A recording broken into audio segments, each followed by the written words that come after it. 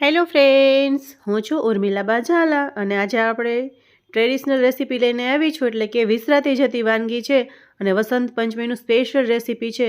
તો બધાને વસંત પંચમીના હાર્દિક શુભકામના સાથે આપણે મસ્ત એવી રેસીપી બનાવવાની છે અને એટલી હેલ્ધી પણ છે કે કાજુ, બદામ, દ્રાક્ષ, દૂધ, ઘી અને કેસર છે એમાં અને ગોળ પણ છે, ખાંડ પણ નથી. તો સરસ એવી રેસીપી બનાવવાની છે અને આવી રેસીપી તમે પણ બનાવજો. અને મસ્ત એવી રેસીપી તમારે શીખવી હોય ને તો વિડીયો એન્ડ સુધી જોશો ને તો તમને ખ્યાલ આવશે, એટલે વિડીયો ક્યાંય સ્કીપ નહીં કરતા. અને ટિપ્સ અને ટ્રીક પણ આપવાની છું કે આ રેસીપી કેવી રીતે બને અને વિસરાતી જતી વાનગી છે. તો ચાલો મારા રસોડામાં. સૌપ્રથમ આપણે કુકર લેવાનું છે ને આજે આપણે કુકરમાં જ બનાવવાના છે, એટલા મસ્ત મીઠા ભાત અને ઘીમાં જ બનાવવાના છે. તો મેં 1 થી 1.5 ચમચી જેટલું ઘી લીધું છે. અત્યારે ઠંડી છે એટલે ઘી થોડુંક એવું જામી ગયું છે, તો આપણે એને સરસ એવું ગરમ થવા દેવાનું છે. અને આવી હેલ્ધી રેસીપી તો બનાવવી જોઈએ ને જમવી જ જોઈએ. તો બીજી અડધી ચમચી જેટલું ઘી હું એડ કરું છું ફ્રેન્ડ્સ. તો હવે આપણું ઘી ગરમ થઈ ગયું છે. આ રીતે મેં આટલા ડ્રાયફ્રૂટ લીધા છે અને સાથે કેસર પણ લીધું છે, એટલે કે અડધી વાટકી જેટલા દૂધમાં કેસર મેં પલાળી દીધું છે. અને કેસર તમારી પાસે ના હોય તો ફ્રૂટ કલર પણ એડ કરી શકો છો. તો આ રીતે આ ગરમ ઘીમાં આપણે બધું એડ કરી દેવાનું છે અને સરસ એવી સુગંધ આવે ત્યાં સુધી એને ફ્રાય કરવાના છે. બળી ના જાય એનું ખાસ ખ્યાલ રાખવાનું છે. કાજુ જલ્દી બળી જાય છે, મેં બધું ભેગું જ એડ કર્યું છે, અલગ અલગ કાંઈ આપણે ફ્રાય નથી કર્યું. અને દ્રાક્ષ કેવી સરસ ફૂલી ગઈ છે, તમે જોઈ શકો છો કે આમ જોઈને જ આમ ખાવાનું મન થાય એટલી સરસ થઈ છે અને ઘીથી ભરપૂર છે રેસીપી. તો હવે બધું સરસ ફ્રાય થઈ ગયું છે, કલર ચેન્જ થઈ ગયો છે, તો એને નીકાળી લેવાનું છે અલગથી વાસણમાં. તો આ રીતે હેલ્ધી રેસીપી છે ફ્રેન્ડ્સ, તમે પણ બનાવજો અને તમારા ફીડબેક મારી સાથે શેર કરજો. વિડીયો એન્ડ સુધી જોશો ને તો જ ખ્યાલ આવશે. તો બધું આપણે એક પ્લેટમાં કાઢી લીધું છે ફ્રેન્ડ્સ. અને આ છે ભાતના ચોખા, બાસમતી ચોખા મેં લીધા છે, એને અડધી કલાક પહેલાં મેં પલાળ્યા હતા. તમારી પાસે ટાઈમ હોય તો તમે વધારે પણ એને પલાળી શકો છો. તો હવે આપણે ડાયરેક્ટ એને બનાવવાની પ્રોસેસ કરીશું. તો હવે આપણે વઘાર છે એટલે મીઠા ભાત બનાવી છે, એટલે કે આપણે એમાં બીજું કંઈ તો એડ કરવાનું નથી, ગરમ મસાલા કે એવું. પણ આ 2 વસ્તુ ખાસ જોશે મીઠા ભાતમાં, કે 4 જેટલા મેં લવિંગ લીધા છે અને 1 લાંબુ એવું તજનો ટુકડો લીધો છે. બાકી એમાં રાઈ જીરું ને એવું તો જોતું જ નથી. તો આમાં એટલો સરસ એનો ફ્લેવર આવે છે ને, તમે એકવાર આ રીતે ટ્રાય કરી જોજો. તો હવે સરસ એવાનો કલર ચેન્જ થાય પછી આ રીતે વઘાર કરો. મેઇન ટ્રીક એ છે કે તમે વઘાર જ્યારે કરો ને ભાતના, ત્યારે તરત જ એને ઢાંકણ ઢાંકી દેવાનું છે, એટલે એની જે ફ્લેવર છે ને એ બધું બાષ્પીભવન ના થઈ જાય, બધું અંદર ને અંદર જ રહે ને સરસ એવું ફ્લેવર અંદર જ બેસી જાય. અને 1 મિનિટ જેટલું રાખવાનું છે ને પછી જ એને ખોલવાનું છે. તરત જ ખોલી લેશો ને તો એની ફ્લેવર બધી ઉડી જશે. તો હવે આપણે 1 મિનિટ જેટલું એને ઢાંકી રાખ્યું હતું કે એની ફ્લેવર છે એ અંદર ને અંદર જ રહે.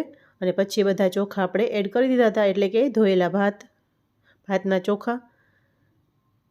તો મસ્ત એવો આપણો મીઠા ભાતનો વઘાર થઈ ગયો છે. તમને નવાઈ લાગતી હશે કે મીઠા ભાતનો પણ વઘાર. તો ફ્રેન્ડ્સ એ થોડું ચડે ને ત્યાં સાઈડમાં આપણે ગોળની પ્રોસેસ કરી લઈશું. આપણે ગોળથી બનાવવાના છીએ, આમાં ખાંડનો યુઝ નથી કરવાના. તો મેં 1 વાટકી ચોખા સાથે સામે 1 વાટકી જેટલા ગોળ લીધો છે. અને તમારા ઘરમાં જો ગળ્યું વધારે જમાતું હોય તો થોડું વધારે પણ એડ કરી શકો છો, અને ઓછું જમતા હોય તો ઓછું પણ તમે લઈ શકો છો. અને દેશી ગોળ હશે ને તો જે આપણે મીઠા ભાત બનાવી છે એમાં કલર પણ સરસ આવે છે. તો મેં દેશી ગોળ જ લીધો છે ફ્રેન્ડ્સ. તો જેટલા ચોખા લીધા હતા એટલો જ ગોળ લીધો છે, અને વધારે ઓછો પણ કરી શકો છો. તો આપણા ચોખા થોડા એવા ચડી ગયા છે, તો હવે આપણે એમાં ગોળ એડ કરી દેવાનો છે.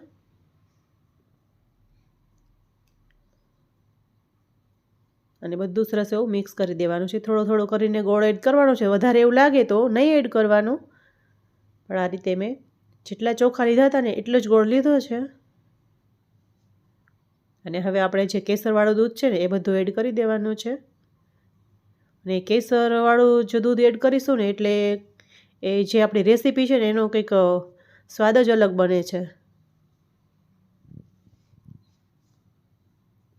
તો હવે આપણે બધું મિક્સ કરી દઈશું.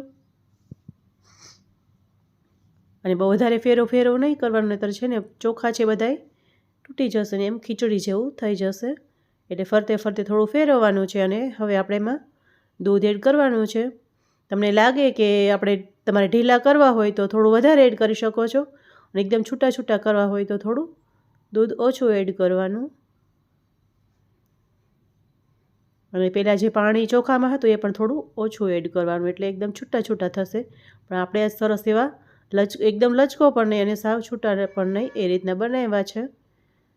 અને હવે આપણે જે કાજુ બદામને તળીને રાખ્યું હતું ફ્રાય કરીને બધું એડ કરવાનું છે અને થોડું મેં રાખ્યું છે ઉપર ગાર્નિશ કરવા માટે.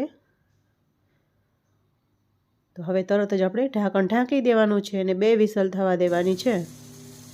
તમારા ચોખા કેવા છે એ પ્રમાણે તમારે વિસલ કરવાની છે. અને બને ત્યાં સુધી નવા ચોખા ના લેવા, જૂના જ ચોખા લેવા. નવા ચોખા હશે ને તો આ રેસીપી સારી નહીં બને. એટલે જેમ જૂના ચોખા હશે ને એમાં રેસીપી બહુ સારી બને છે.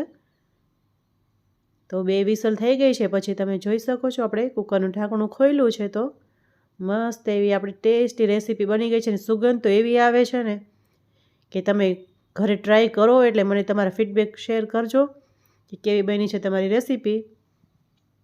બધાને જમવાની ઉતાવળ હતી, મોડું થતું હતું ને આપણા કાનાજીને ભોગ ધરાવવાનો હતો એટલે થોડી ઉતાવળથી મેં ઢાંકણ ખોલી લીધું છે. એટલે થોડા એવા છે પણ અડધી કલાક પડ્યા રહેશે ને ઠંડા થશે ને પછી પાછા એ સરસ છૂટા થઈ જાય છે. પણ આ લચકો પણ સારા લાગે છે. એટલે એકદમ લચકો પણ નથી પણ બહુ સરસ બને છે રેસીપી. અને ફ્રેન્ડ્સ તમે ક્યાંથી જોવો છો એ પણ મને કમેન્ટ કરીને કહેજો. તમને મારી રેસીપીઓ કેવી લાગે છે એ પણ કમેન્ટ કરીને જરૂરથી કહેજો. અને લાઈક કરજો, શેર કરજો, સબસ્ક્રાઈબ કરજો. હું એકલી છું, બહુ મહેનત પડે છે અને બહુ ટાઈમ મારો જાય છે પણ છતાં હું અવનવી રેસીપી લાવું છું ફ્રેન્ડ્સ. તો આ રીતે બધું ગાર્નિશ કરું છું અને વિડીયો બનાવું છું. મને શોખ છે રસોઈ કરવાનો કે આપણો દેશી સ્વાદ છે ને એ દેશના ખૂણે ખૂણે પહોંચે. દેશ તો નહીં પણ દુનિયામાં પહોંચે એવી મારી ઈચ્છા છે. તો તમે બધાય વિડીયોને વધારે ને વધારે શેર કરજો. તો આપણી મસ્ત એવી રેસીપી બની ગઈ છે ફ્રેન્ડ્સ. જોતાં જ મોઢામાં પાણી આવી જાય છે ને. તો તમે પણ બનાવજો, જરૂરથી બનાવજો ઘરે. અને શુક્રવાર હોય, સોમવાર હોય તો આવી રેસીપી બનાવવી જ જોઈએ. મસ્ત એવી રેસીપી આપણી બની ગઈ છે અને એકદમ મસ્ત છૂટા છૂટા આપણા ભાત થયા છે. મીઠા ભાતની રેસીપી મસ્ત એકદમ મીઠી સ્વીટ બની છે. અને તમે પણ બનાવજો. અને આ વિસરાતી જતી વાનગી છે. પહેલાંના જમાનામાં આ બધું મીઠાઈ નહોતી તો આપણા જે વડવા હતા એ આવું બનાવીને જમતા હતા ને એટલા હેલ્ધી પણ રહેતા હતા. અને અત્યારે આપણે બધું અલગ અલગ જમીએ છીએ ને બીમાર પણ પડીએ છીએ. તો આવું આપણે જમવું જ જોઈએ. તો કેવી લાગી રેસીપી મને કમેન્ટ કરીને જરૂરથી કહેજો ફ્રેન્ડ્સ. અને અવનવી રેસીપી બનાવવા જો તમારો સપોર્ટ હશે ને તો અમને એમ થશે કે અવનવી રેસીપી અમે પણ બનાવીએ તમારા માટે અને આ રીતે ચેનલમાં અપલોડ કરતા રહીએ. તો મસ્ત ભાત બની ગયા છે, ચાલો જમવા.